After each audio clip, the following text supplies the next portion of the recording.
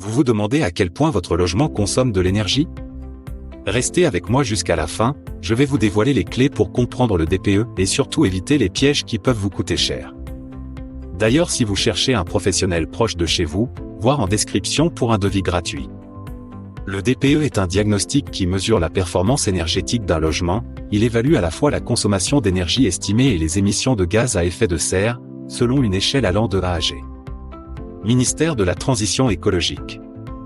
Depuis la réforme, le DPE n'est plus seulement indicatif, il est opposable juridiquement lorsqu'un bien est vendu ou loué.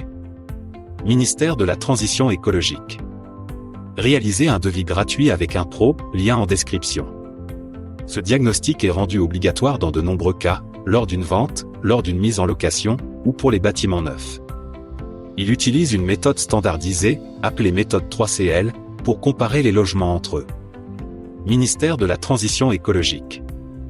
Dans le rapport, vous trouverez deux volets. Un volet énergie, qui indique une consommation exprimée en kWh par mètre carré et par an.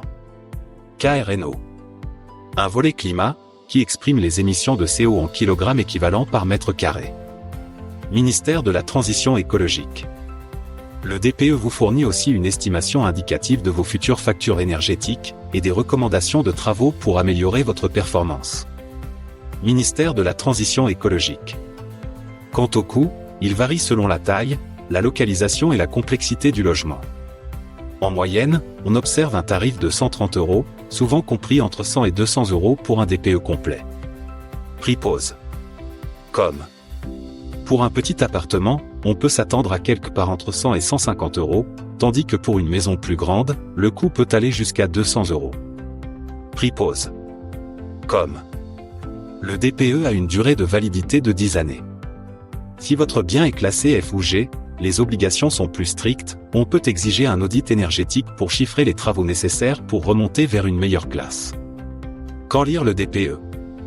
Dès que vous envisagez de vendre ou de louer, avant de publier l'annonce. Ainsi, vous anticipez les objections des potentiels acquéreurs ou locataires. Le rapport doit être intégré au dossier de diagnostic. Un point essentiel, les logements mal classés, F ou G, subissent de fortes décotes à la revente, et dans certains cas, il pourrait devenir illégal de les louer. Notaire de France.